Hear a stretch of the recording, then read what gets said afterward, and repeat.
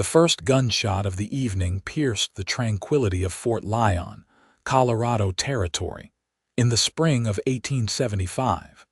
A sound so common that Luke Keller barely looked up from the horse he was shoeing. The second shot, however, followed by a woman's desperate scream, sent him bolting upright, hammer still clutched in his calloused hand. Luke wasn't the town marshal, just a 26-year-old blacksmith and occasional ranch hand who kept to himself, but something in that cry spoke to him. By the time he reached the muddy Main Street, a crowd had already gathered outside the Silver Dollar Saloon. Through the parting bodies, he glimpsed a woman sprawled in the dirt, her belongings scattered around her like fallen leaves. "Someone get Doc Harmon," someone shouted as Luke pushed his way through. The woman wasn't shot, at least not that he could see. Her face was streaked with dust and what looked like tears, and she struggled to gather her meager possessions with trembling hands. Her dress was finer than most seen in Fort Lyon, though travel-worn and mudded at the hem. Despite the spring warmth, she wore long sleeves buttoned tightly at the wrists. "Let me help you, madam," Luke said, crouching beside her. When she flinched away from his outstretched hand, he froze, recognizing the look in her eyes like a cornered animal, frightened but ready to fight. "I don't need help," she whispered, though her voice cracked with the lie. "Please just leave me be." The saloon doors swung open and a red-faced man stumbled out, reeking of whiskey and rage. "Naomi, get your worthless hide back in here." The woman Naomi visibly shrank, her fingers clutching desperately at the small carpetbag she'd managed to retrieve. Luke stood slowly, positioning himself between the drunk and the woman. "Sir, I believe the lady wishes to be left alone." "Lady," the man spat on the ground. "That's my property you're talking about. Naomi Gordon belongs to me, bought and paid for." "No person belongs to another," Luke said evenly, though his jaw tightened. "Not anymore." The drunk's hand twitched toward his holster, but Marshal Jenkins chose that moment to appear, his badge glinting in the fading sunlight. "What's all this commotion, Hargrove?" "This whore stole from me," the man Hargrove slurred. "She's coming back to Denver with me." "I didn't steal anything," Naomi said, her voice gaining strength though she remained on the ground. "The ticket was mine, fair and square." Luke offered his hand again, and this time, after a moment's hesitation, she took it, allowing him to help her to her feet. She swayed slightly, and he noticed the dark circles under her eyes. "Marshal, this woman needs rest, not accusations," Luke said. Jenkins assessed the situation with tired eyes. "Hargrove, you've caused enough trouble. Either get a room and sleep it off or take the next stage out tomorrow. But I don't care if she's the Queen of England or your worst enemy. There'll be no more disturbances in my town tonight." The marshal's hand rested meaningfully on his revolver. Hargrove spat again but backed down. "This ain't over," he growled before staggering back into the saloon. Jenkins turned to Naomi. "Madam, do you have somewhere to stay?" She clutched her bag tighter. "I'll find a place."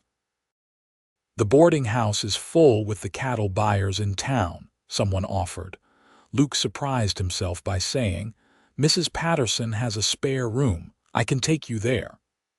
Naomi looked at him warily, her green eyes assessing.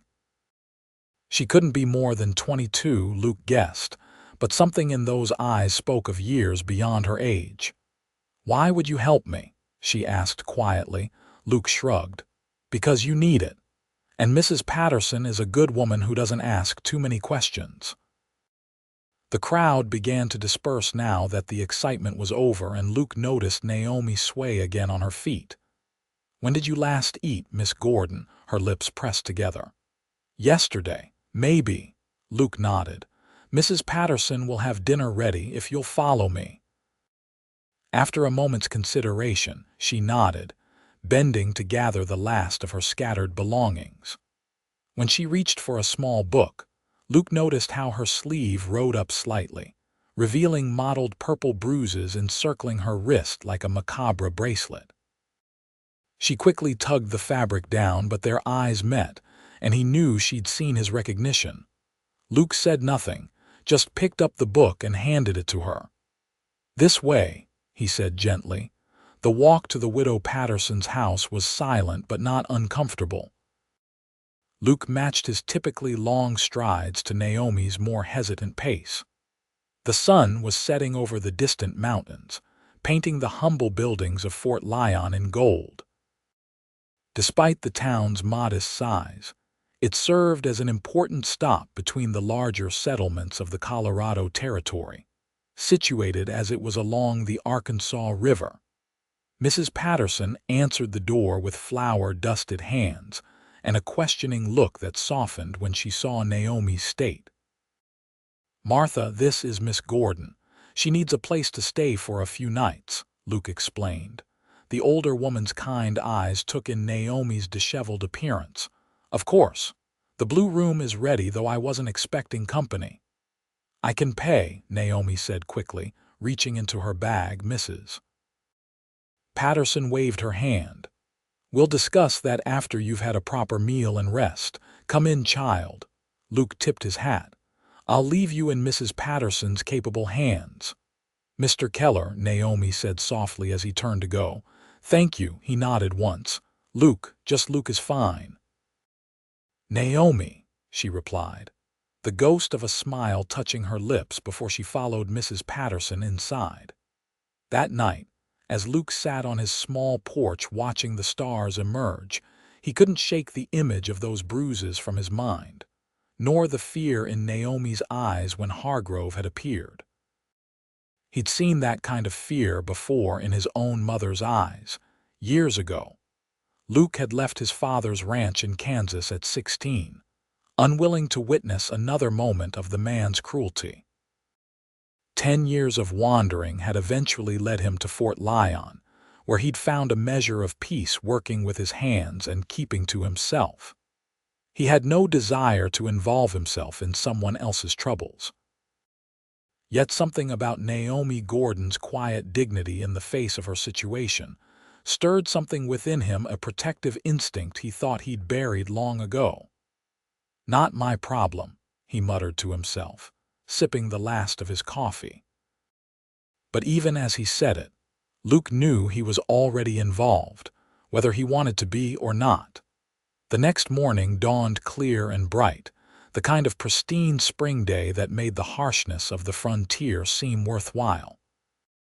Luke opened his smithy early, hoping that physical labor might drive away thoughts of mysterious women with haunted eyes. He was hammering out horseshoes for the Jenkins brothers' farm when a shadow darkened his doorway. Looking up, he was surprised to see Naomi standing there, her hair neatly pinned beneath a modest bonnet, wearing a clean but simple blue dress that must have been loaned by Mrs. Patterson. "Good morning," she said, her voice stronger than it had been the previous day. "Mrs. Patterson said I might find you here." Luke set down his hammer and wiped his hands on his leather apron. "Miss Gordon, you're looking better today." A hint of color touched her cheeks. "A night's rest and 3 of Mrs. Patterson's meals will do wonders." She hesitated. "I wanted to thank you properly for your help yesterday." "No need for thanks. Anyone would have done the same. But they didn't. You did." She stepped further into the smithy, glancing around with interest. "You're very skilled," she observed, running a finger along a delicately crafted iron candle holder displayed on a shelf. Luke shrugged. "It's honest work. The best kind." Naomi turned to face him, squaring her shoulders as if preparing for battle. "Mr. Keller, Luke, I need to ask a favor." "If it's within my power." "I need work. Mrs. Patterson mentioned you sometimes hire help for the books and correspondence." Her eyes were determined now. "I'm well educated. I can read, write, and calculate figures better than most men I've known." Luke studied her for a moment. It was true that his business had grown enough to warrant help with the ledgers, but he'd been putting it off. "Why me?" Surely there are other opportunities in town. Naomi's expression faltered slightly. The saloon is hiring girls and the hotel needs a maid, but she didn't need to finish. Both positions would leave her vulnerable to men like Hargrove. I can pay 20 cents a day for 2 hours of work, Luke said. It's not much. Relief washed over her face. It's fair. When would you like me to start? Tomorrow morning, 9 o'clock. Naomi nodded, but as she turned to leave, Luke couldn't help himself. Miss Gordon, about that man from yesterday, her back stiffened. What about him? Is he likely to cause more trouble? She didn't turn around. Bradley Hargrove always causes trouble, Mr. Keller. But the stage leaves for Denver this afternoon. With luck, he'll be on it. And if he's not, now she did face him, her expression carefully composed, then I'll handle it as I always have. Luke wanted to ask more about the bruises, about what handling it had meant for her in the past, but he held his tongue. There was a dignity in her stance that demanded respect, and he wouldn't be the one to break it with unwelcome questions. 9 o'clock tomorrow, then, he said instead. She nodded and departed, leaving Luke with more questions than before and the lingering scent of lavender soap in his workshop. Later that afternoon, Luke found himself casually positioned across from the stage coach office, whittling a piece of pine while watching passengers board the Denver-bound coach. He felt a surge of relief when Hargrove appeared, still looking rough but sober enough to travel. The man scanned the street before climbing aboard, as if searching for someone. As the stage pulled away, Luke caught a glimpse of Hargrove's face in the window, his expression dark with thwarted intent. Luke's relief was tempered by the certainty that this wasn't the end of whatever story had brought Naomi Gordon to Fort Lyon with bruises hidden beneath her sleeves. True to her word, Naomi arrived at 9 o'clock sharp the next morning. She wore the same blue dress, but had added a white apron with pockets for pencils and a small notebook. "Good morning, Mr. Keller," she greeted him formally, though her eyes were warmer than the day before. "Luke," he reminded her, leading her to the small desk in the corner of his workshop. "These are the accounts. I've done my best, but numbers were never my strong suit." Naomi sat down and began examining the ledgers, her brow furrowed in concentration as she leafed through the pages. "Your system needs work," she said bluntly, then glanced up as if worried she'd offended him. Luke laughed. "That's why I hired you, Miss Gordon. Naomi," she corrected with the hint of a smile. "If I'm to call you Luke, then you must use my given name as well." "Naomi," he agreed, liking the way it felt on his tongue.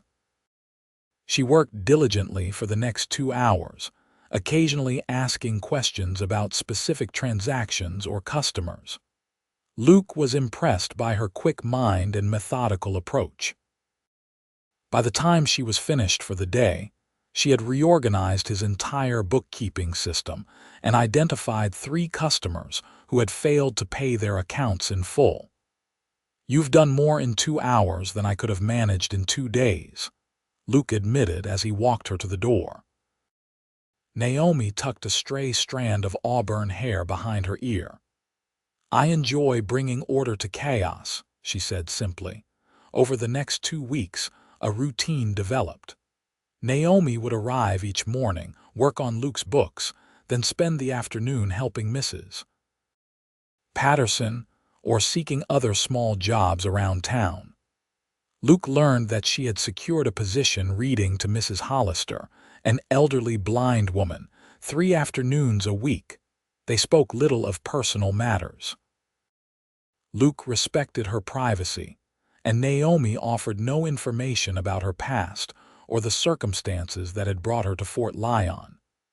But slowly, he began to notice changes in her, how she stood straighter, spoke with more confidence, and occasionally even laughed at his dry attempts at humor.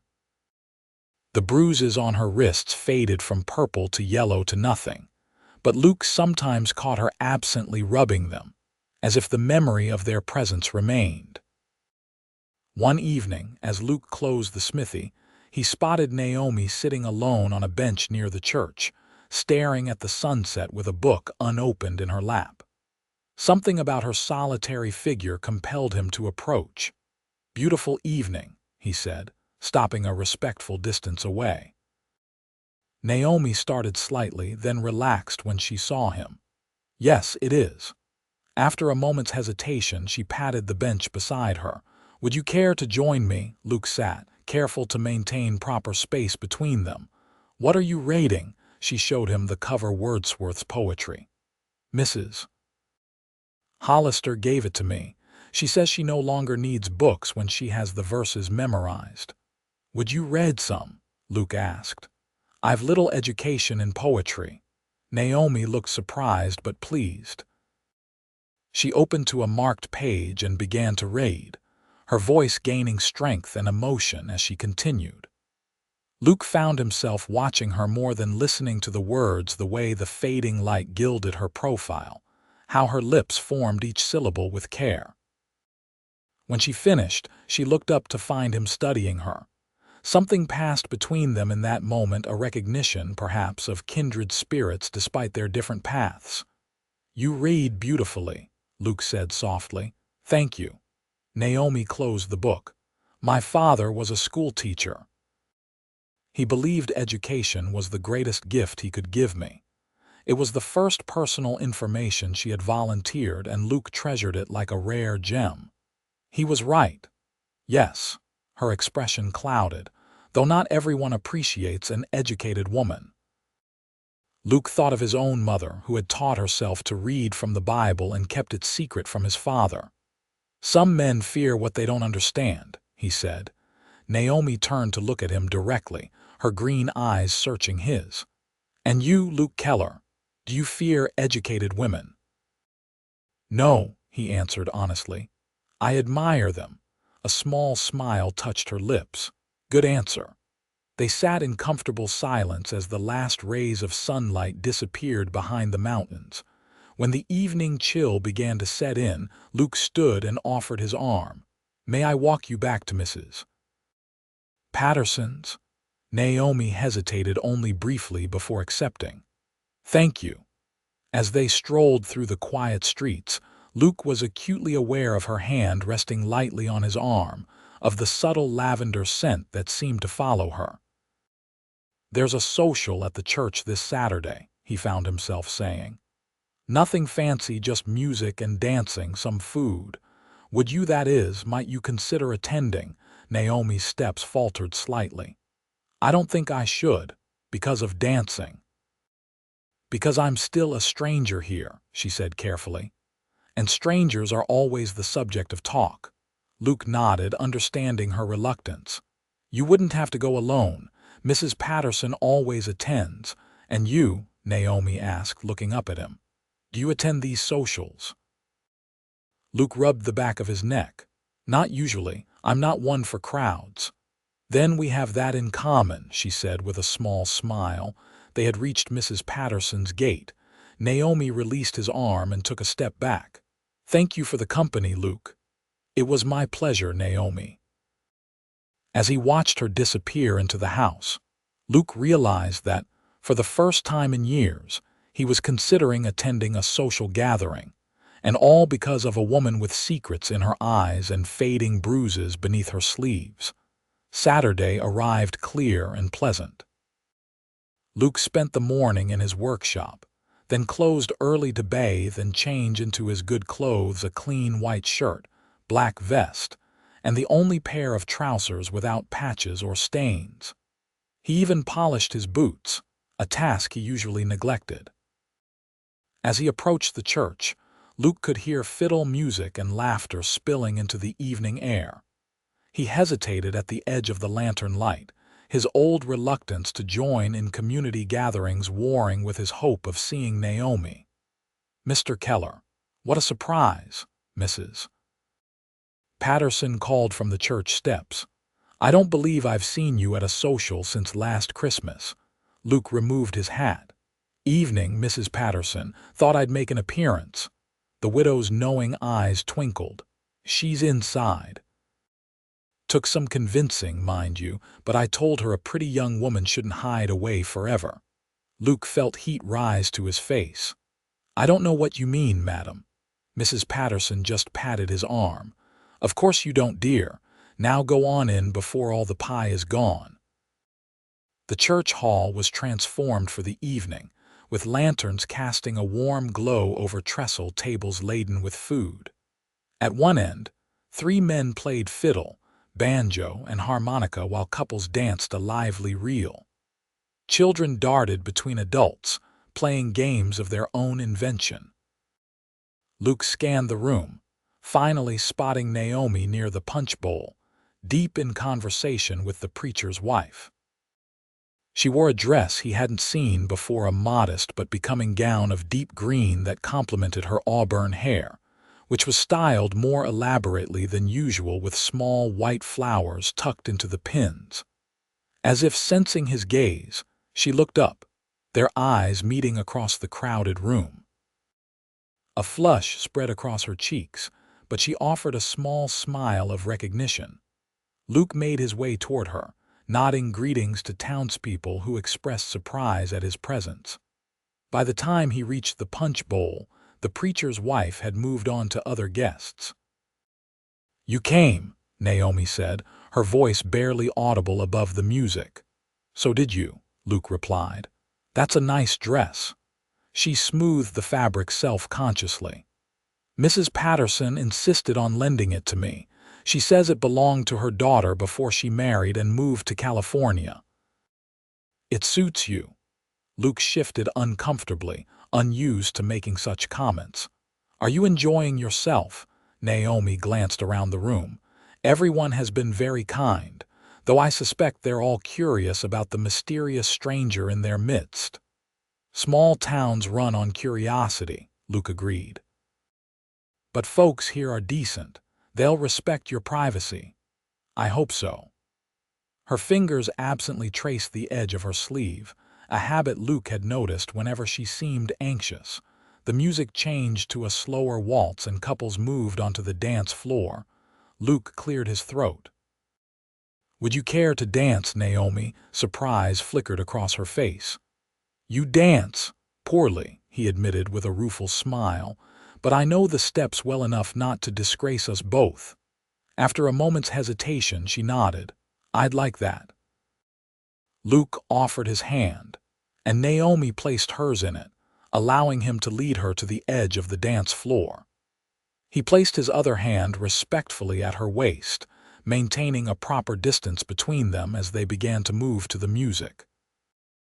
Luke hadn't lied, he was no expert dancer, but he managed to guide them through the simple waltz without stepping on her toes. Naomi followed his lead gracefully, though he felt the tension in her body, especially when they moved near other couples. "You're very good at this," he said, trying to ease her discomfort. "My father insisted I learn. He said it was part of being a lady." A shadow crossed her face at the mention of her father, "though I haven't danced in years." "May I ask why?" Naomi's eyes met his, troubled but resolute. "My husband didn't approve of dancing, or of me being near other men at all." The simple statement, delivered without drama but heavy with implication, confirmed what Luke had suspected about the source of her bruises. Anger flared in him, but he kept his expression neutral.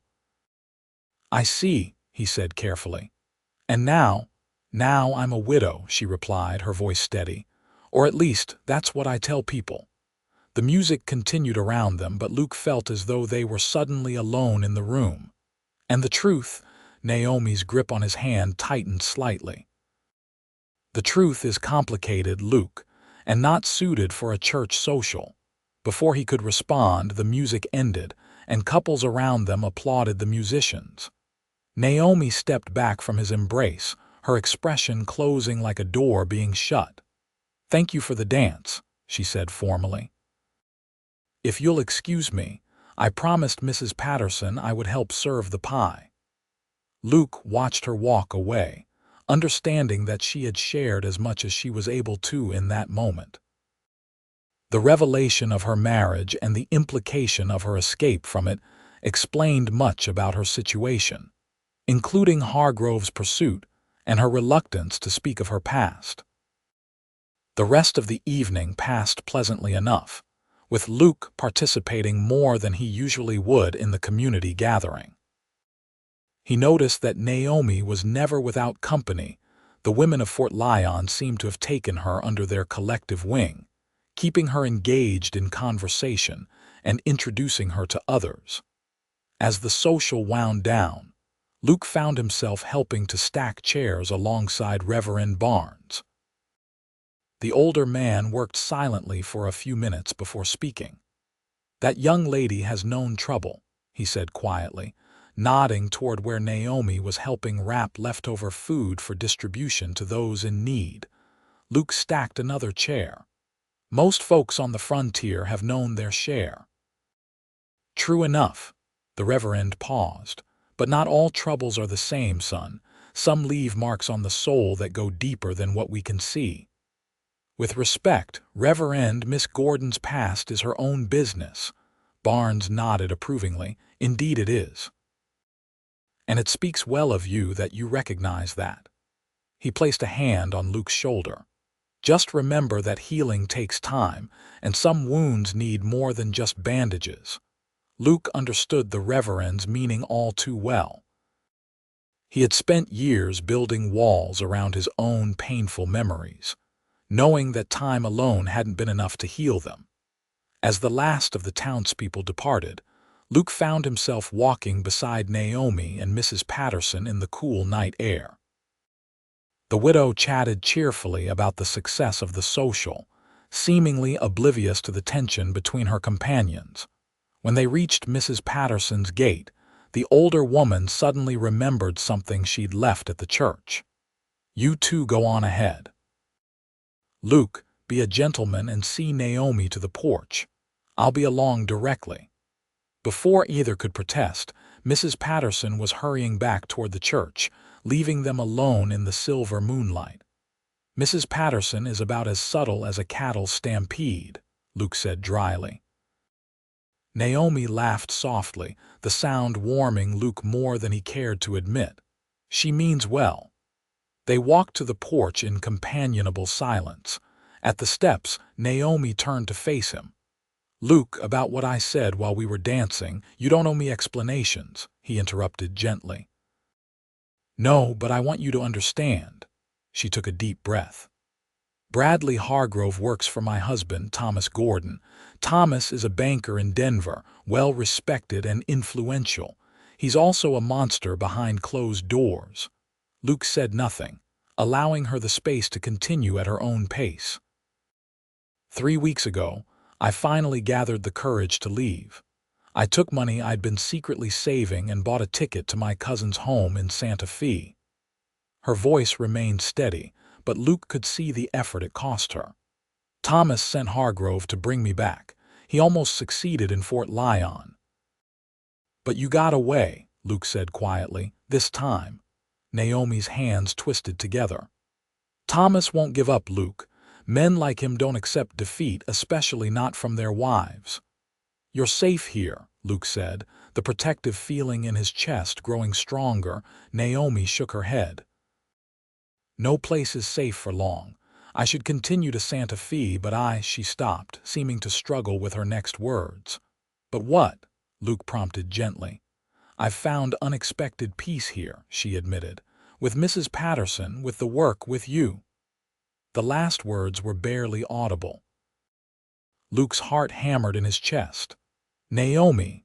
The sound of Mrs. Patterson's returning footsteps interrupted whatever he might have said. Naomi quickly stepped back, composing herself. "Thank you for a lovely evening, Luke," she said formally. "Good night."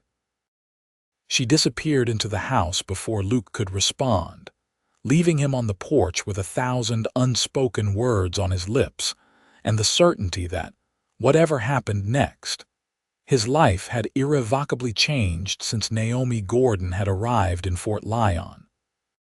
The following days brought a change to their routine. Naomi continued to work on Luke's books each morning, but there was a new awareness between them, a careful distance that hadn't existed before her revelations at the social. Luke respected her need for space, even as he found himself watching the stage coach office with increased vigilance and listening for any news from Denver. A week after the social, Luke was delivering a repaired plow to the Wilson farm when he overheard a conversation that chilled his blood. "Strangest thing," Abe Wilson was telling his brother. "Fellow in town asking all sorts of questions about a red-headed woman, offering good money for information, too." "What sort of questions?" the brother asked. "Where she's staying, who she's friendly with." "Said he's a Pinkerton detective looking for a missing person, but I don't know. Something off about him." Luke maintained a neutral expression as he collected payment for his work, but his mind was racing. He rode back to town faster than usual, pushing his horse to a gallop along the rutted road. He found Naomi exactly where he expected at his desk, head bent over the ledgers. She looked up with a smile that faltered when she saw his expression. "What's happened?" she asked, instantly alert. "Someone's in town asking questions about you," Luke said without preamble. "Claiming to be a Pinkerton." The color drained from Naomi's face. "Description? I didn't see him myself, but it could be another of your husband's men." Naomi stood abruptly, gathering her things. "I need to leave now before he finds me." Luke caught her arm gently. "Wait, Naomi. Running in broad daylight will only draw attention." "I can't stay here," she insisted, her eyes wide with fear. "You don't understand what Thomas is capable of." "I understand enough." Luke's voice was firm but kind. "But I also know that if this man is watching, he'll be watching the stage office and the livery stable. We need to be smarter than him." Naomi's panic visibly subsided as she processed his words. "We?" "Yes, we," Luke affirmed. "I'm not letting you face this alone." For a moment she looked like she might argue, but then her shoulders slumped slightly. "What do you suggest?" "First, you continue your day as normal. Go to Mrs. Hollister's as planned. I'll find out more about this supposed detective." Luke squeezed her hand reassuringly. "Tonight after dark, we'll decide what to do next." Naomi nodded, though fear still shadowed her eyes. "Be careful, Luke. If it's who I think it is, a man named Reeves, he's dangerous." "So am I when needed," Luke said quietly. "Now go, act natural. I'll come to Mrs. Patterson's after sundown." After Naomi left, Luke closed the smithy and walked casually toward the saloon. If a stranger was asking questions in Fort Lyon, the Silver Dollar was likely the first place he'd go. Sure enough, Luke spotted an unfamiliar man at the bar, expensively dressed in a city suit that stood out among the frontier clothing of the regulars. The stranger was engaged in conversation with the bartender, who was nodding toward the door as Luke entered. Luke took a seat at a table with a clear view of the man, ordering a whiskey he had no intention of finishing. From this vantage, he could study the stranger without being obvious. Medium height, neat beard, the confident bearing of a man used to authority. A gun hung at his hip, not ostentatiously but with the ease of someone comfortable with weapons. When the stranger finished his conversation and headed for a back table, Luke intercepted him. "Heard you're looking for information," Luke said casually. "Might be I can help." The man assessed Luke with cold blue eyes. "Depends on what you know, friend." "Depends on what you're looking for," Luke countered. "And who's asking?" A thin smile crossed the stranger's face. "Name's Reeves. I represent an interested party in Denver." Not a Pinkerton after all. Naomi had been right. Luke maintained his neutral expression. "And who might that party be?" a concerned husband searching for his troubled wife. Reeves signaled for 2 whiskeys. "She's unwell, you understand, prone to flights of fancy and delusions." Luke accepted the drink but didn't taste it. "That's so. Tragic case. Mr. Gordon has been beside himself with worry. He's offering a substantial reward for information leading to her safe return. How substantial? Luke asked, playing the role of a mercenary interested only in money. Reeves named a figure that would have tempted many in the struggling frontier town. Plus extra for the man who helps me ensure her safe transport back to Denver. Seems generous for a troubled wife, Luke observed. Mr. Gordon is a generous man. Reeves leaned forward. Have you seen her? Auburn hair, green eyes, slender build. Calls herself Naomi. Luke shrugged. Might have. Lot of travelers come through Fort Lyon. This one would have arrived about a month ago. Probably keeping to herself, might be working as a seamstress or similar. Educated woman, reads a lot. Sounds like the woman staying with Mrs. Patterson, Luke said, watching Reeves carefully. Does odd jobs around town, keeps the books at the smithy. Reeves's eyes sharpened with interest. That would be her. Where might I find this Mrs. Patterson's house? Luke gave directions that would take Reeves to the opposite end of town. But the woman won't be there now. She reads to old Mrs. Hollister in the afternoons. That's clear across town, past the church. Reeves drained his whiskey. I'm obliged for the information, Mr. Keller, Luke Keller. Well, Mr. Keller, if your information proves accurate, come see me at the hotel tomorrow for your reward. Reeves stood, adjusting his jacket. And if you're interested in earning that extra money, I'll be taking Mrs. Gordon back to Denver on tomorrow's stage. I'll think on it, Luke said, remaining seated as Reeves departed. As soon as the man was gone, Luke left through the back door of the saloon and took a circuitous route to Mrs. Hollister's home. He arrived just as Naomi was leaving, intercepting her at the garden gate. He's here, Luke said without preamble. Reeves, and he knows you're in town. Fear flashed across Naomi's face. Did he see you?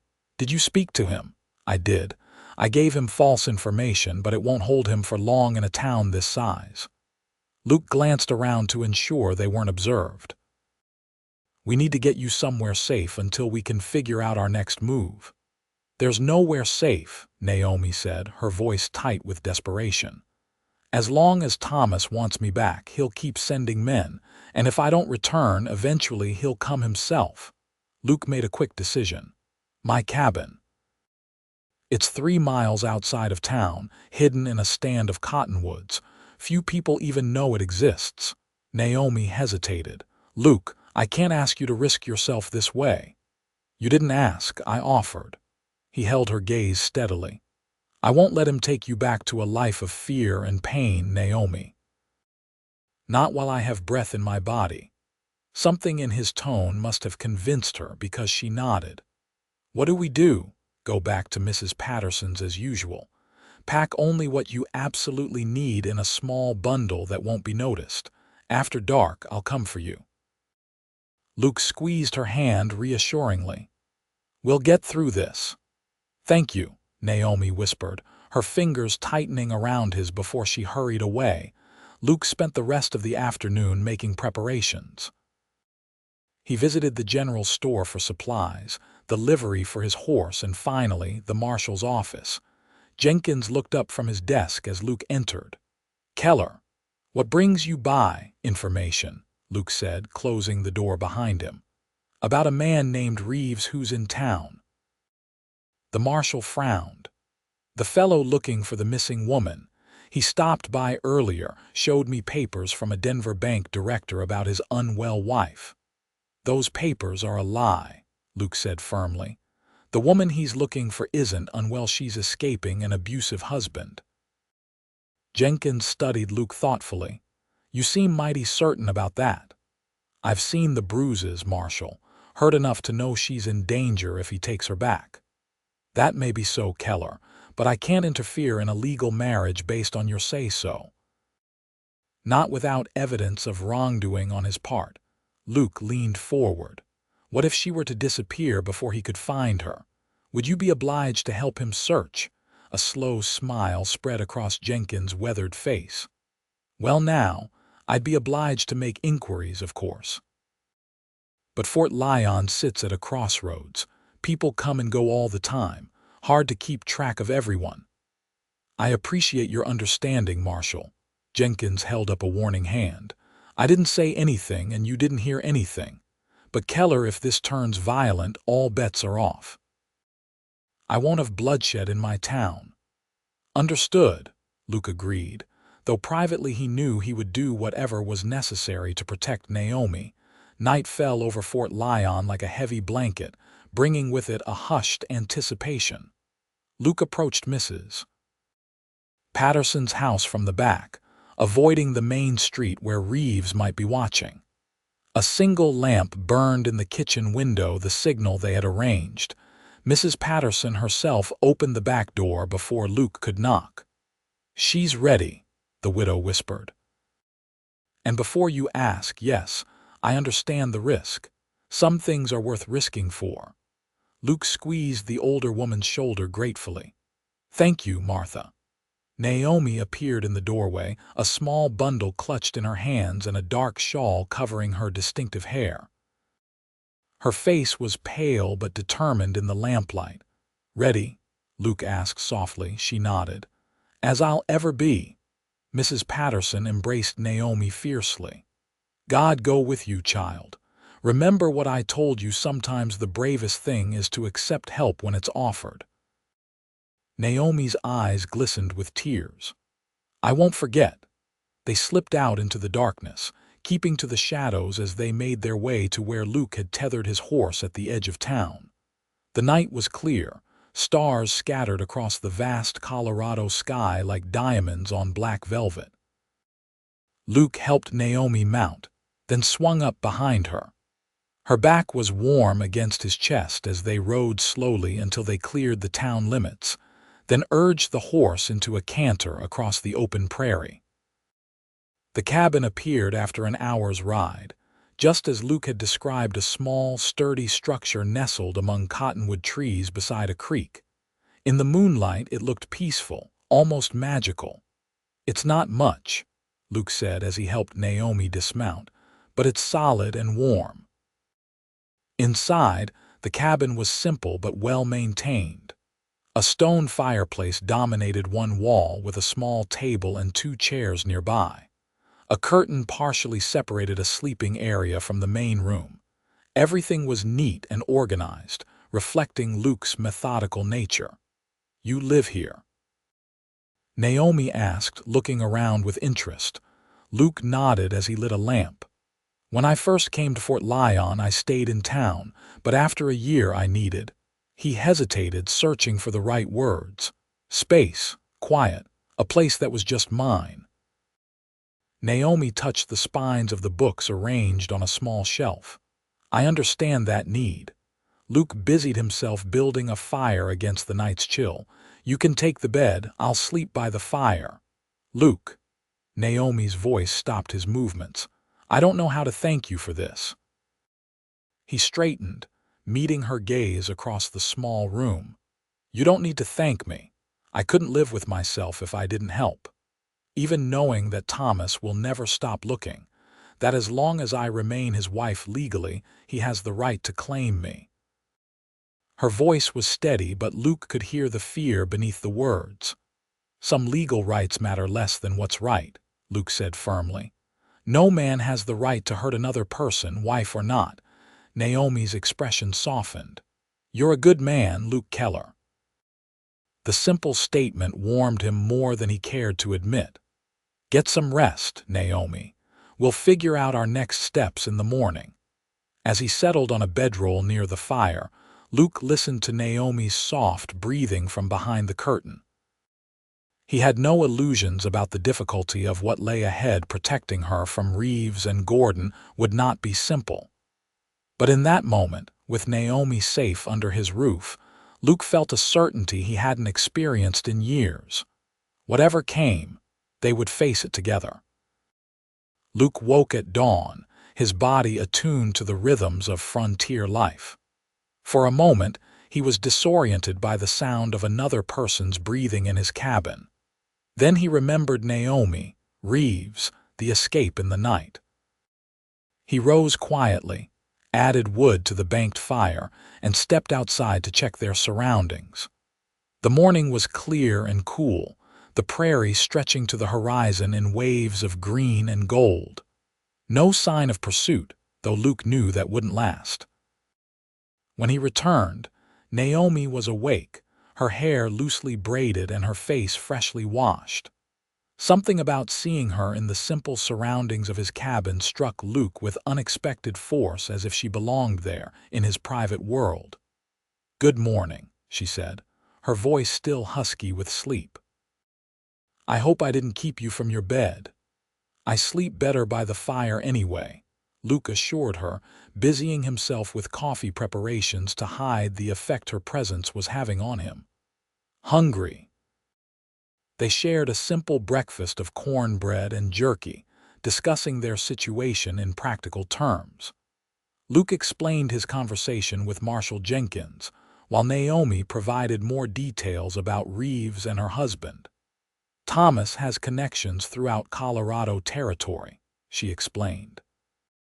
"Banking, mining, railroads, he's built a network of men who owe him favors. That's why I was headed to Santa Fe, hoping to get beyond his immediate reach." "We could still try for Santa Fe," Luke suggested. "Or even California." Naomi shook her head. "Running isn't the answer, not really. As long as I'm legally his wife, he can pursue me anywhere in this country." "What about divorce?" Luke asked cautiously, knowing the stigma attached to the word. "Nearly impossible," Naomi said with a bitter smile. "In Colorado, I would need to prove extreme cruelty with witnesses. Thomas is too careful to leave marks where others can see them, and even if I could prove it, the courts favor husbands. I would be left with nothing, nowhere to go." Luke's jaw tightened with frustration. "There must be a way to free you legally." "Only his death," Naomi said quietly, then looked horrified at her own words. "I didn't mean I would never wish, I know," Luke assured her, "but there must be another solution." They fell silent, the weight of their situation hanging heavy between them. Finally, Naomi spoke again. "Luke, I need to ask something difficult of you." "Anything," he replied without hesitation. "If Reeves finds us, if it comes to a choice between my capture or violence, let me go with him." Luke stared at her, stunned. "You can't mean that." "I do," Naomi said firmly. "I won't have blood on my hands, not even indirectly. If Thomas wants me back badly enough to send armed men, he'll only send more if the first fails. I won't risk your life in an endless battle." "And I won't send you back to a man who beats you," Luke countered, his voice rising with emotion. "There has to be another way. If there is, we haven't found it yet." Naomi reached across the table, tentatively placing her hand over his. "Promise me, Luke, no violence unless there's no other choice." The touch of her hand was like a brand on his skin. Luke looked down at their joined hands, then back to her pleading eyes. "I promise to try every other option first," he conceded, "but I won't stand by and watch you taken if I can prevent it." Naomi seemed to accept this compromise, squeezing his hand before withdrawing hers. "Thank you." They spent the day in a strange domestic harmony, with Luke showing Naomi the creek where he fished and the small garden he maintained. They worked together to repair a loose shutter and prepare a stew for the evening meal. In different circumstances, it might have been idyllic. As twilight approached, Luke saddled his horse.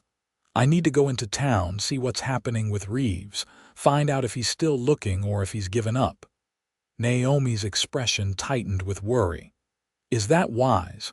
What if he follows you back?" "I'll be careful," Luke promised. "But we need information. And I need to check on the smithy, make sure everything's secure there." After extracting a promise from Naomi to bar the door and use his rifle if necessary, Luke rode toward town, his mind heavy with concern. Their situation was impossible. They couldn't hide in his cabin forever.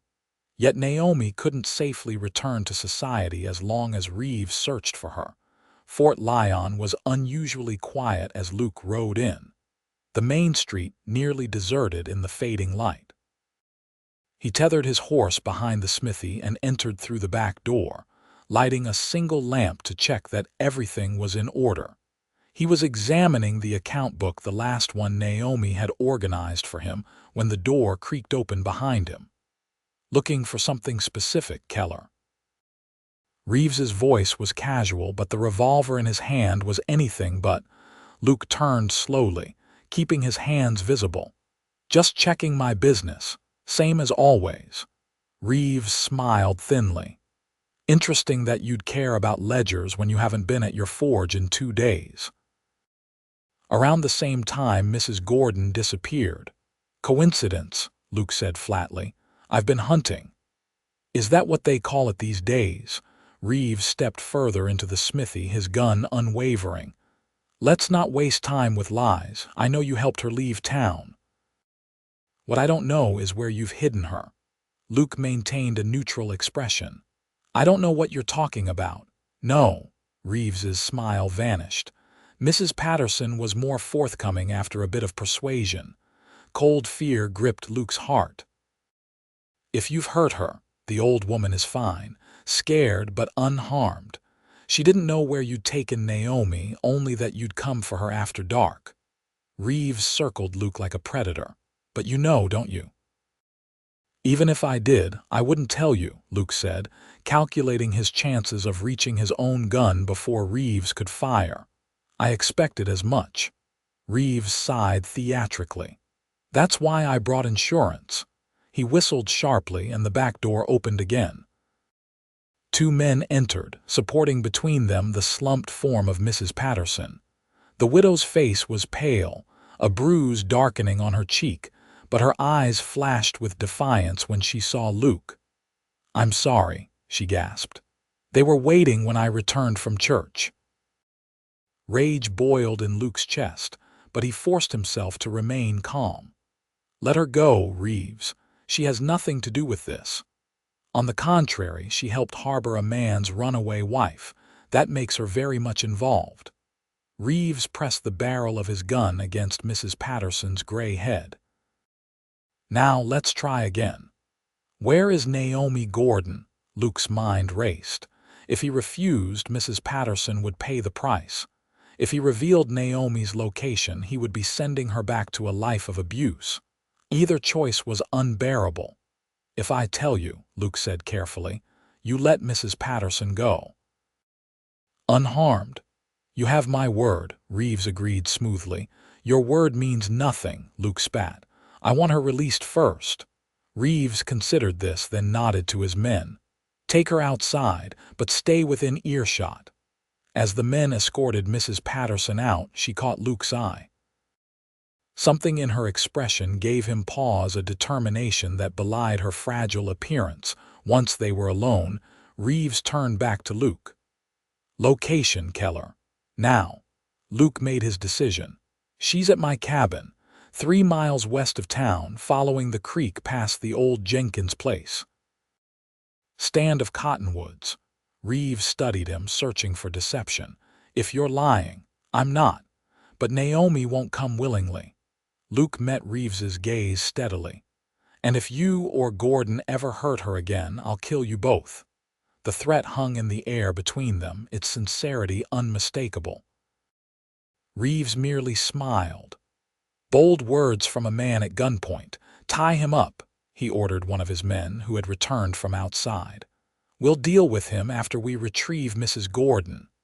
As the man bound Luke's wrists behind him, Reeves leaned close. "For what it's worth, Keller, I believe you care for her. But she belongs to Gordon, legally and morally. You do well to forget her once we're gone." The words were like acid in Luke's ears. "No person belongs to another," he growled, echoing what he'd told Hargrove weeks earlier. Reeves shrugged. "The law disagrees." He checked Luke's bonds, then gestured to his man. "Gag him and lock the door when you leave. We'll be back for him once we have the woman." The last thing Luke saw before the cloth was forced between his teeth was Reeves's satisfied smile as he departed to capture Naomi. Luke waited until the footsteps faded before beginning to work at his bonds. The man who tied him had been hasty, leaving just enough slack that Luke could maneuver his wrists against the rough edge of his work table. Sweat beaded on his forehead as he sawed the rope against the metal fitting, ignoring the pain as the motion rubbed his skin raw. After what seemed an eternity, he felt the ropes give way. Luke tore the gag from his mouth and rushed to the door, finding it locked from the outside as Reeves had ordered. Without hesitation, he grabbed a heavy hammer and smashed the lock, bursting into the alley behind his smithy. The street was empty, no sign of Mrs. Patterson or Reeves's men. Luke sprinted to where he'd tethered his horse, relieved to find the animal still waiting. As he prepared to mount, a voice called his name. "Luke, over here." Marshal Jenkins beckoned from the shadow of the livery stable. Luke approached cautiously, ready for another trap. "Martha Patterson is safe at the doctor's," Jenkins said without preamble. "She came to me after Reeves's men let her go, told me everything." Luke's relief was palpable. "Reeves is heading for my cabin. He knows Naomi is there." Jenkins nodded grimly. "I figured as much. That's why I sent Deputy Collins ahead of them. He'll warn your lady and bring her to the church for safety." "Why are you helping us?" Luke asked, still wary. "Because Martha showed me these." Jenkins handed Luke a folded paper. "She found them in Naomi's things while packing her bundle. Didn't have time to show you before Reeves arrived." Luke unfolded the paper with trembling hands. It was a letter, dated 2 years earlier, from the doctor who had treated Naomi after what was described as a household accident.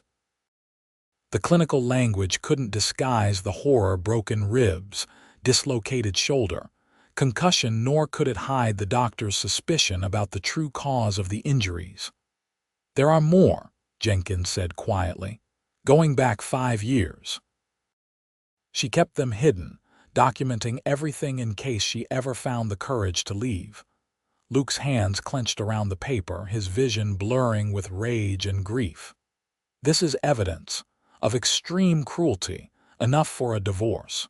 Maybe, but only if she lives to testify."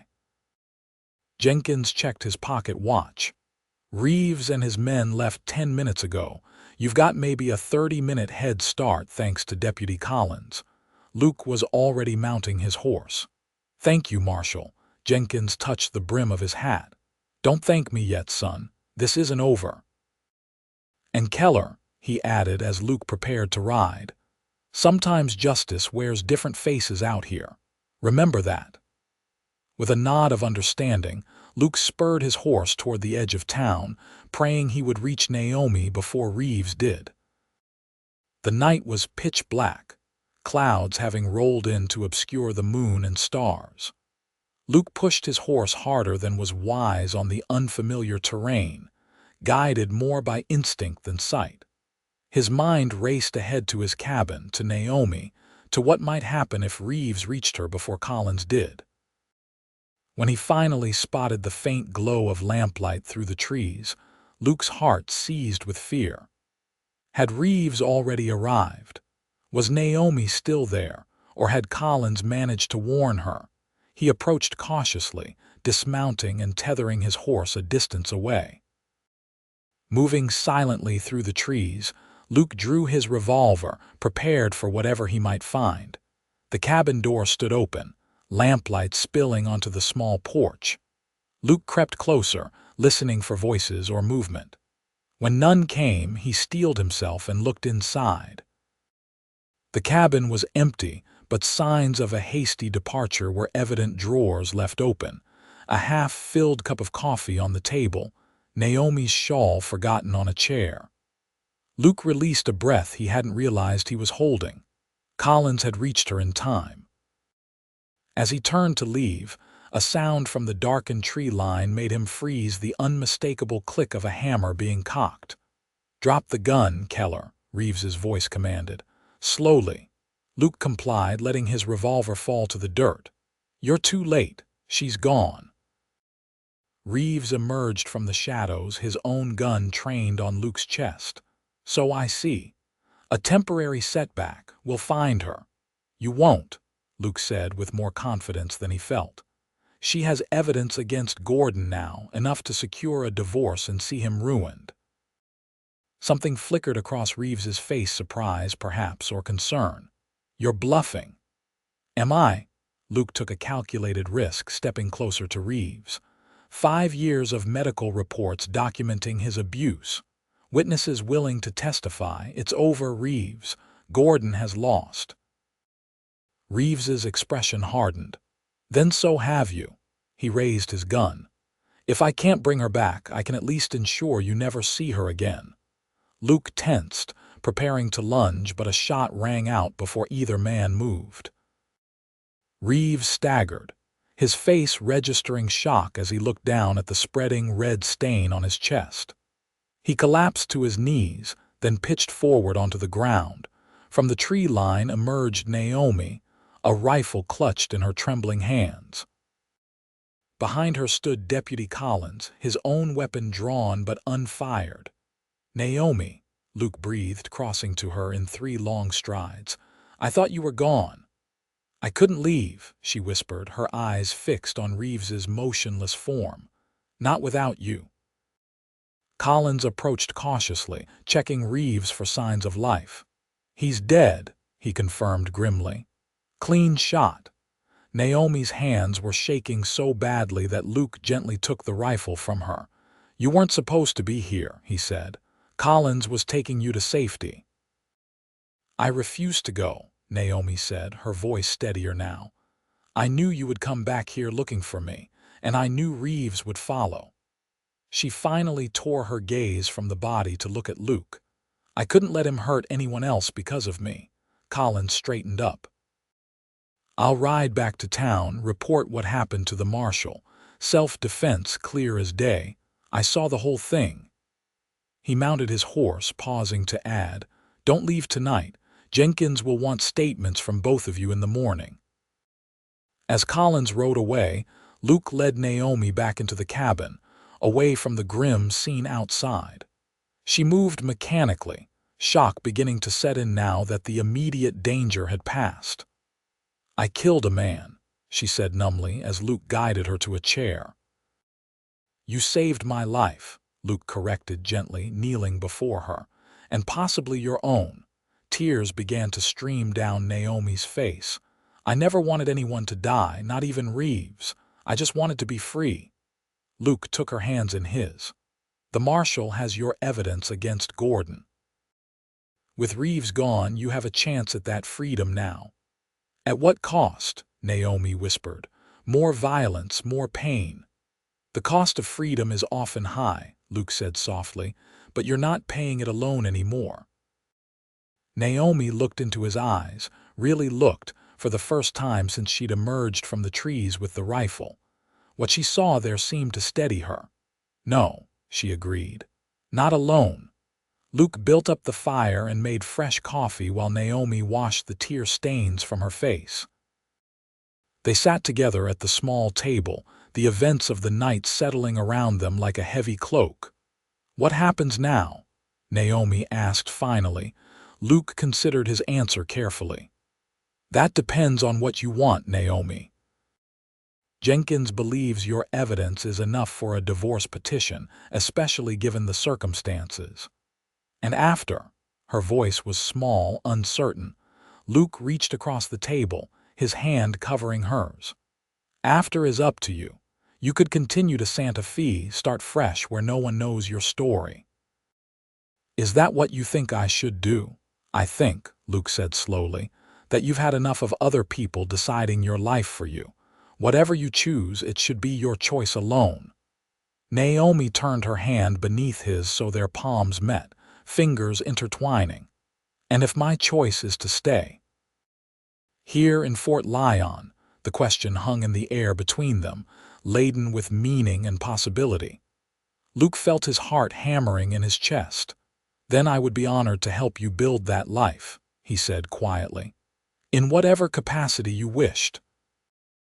Naomi's eyes, so often shadowed with fear or caution, now shone with something different, hope perhaps, or the beginnings of joy. "I don't know if I'm ready for everything that might mean," she admitted, "but I'd like to find out, slowly." Luke brought their joined hands to his lips, pressing a gentle kiss to her knuckles. "We have time," he promised. "All the time you need." The following months brought changes to Fort Lyon and its inhabitants. Thomas Gordon, upon learning of Reeves's death and the evidence against him, chose not to contest Naomi's divorce petition rather than face public scandal. The Colorado Territorial Court granted Naomi her freedom and a modest settlement from Gordon's considerable fortune, not for love of justice, Luke suspected, but to avoid the embarrassment of a prominent businessman being exposed as a wife-beater. Naomi used part of her settlement to purchase the vacant milliner's shop on Fort Lyon's Main Street, transforming it into a small bookstore and lending library, the first in the town's history. She took a room above the shop, establishing her independence while remaining close to the community that had embraced her.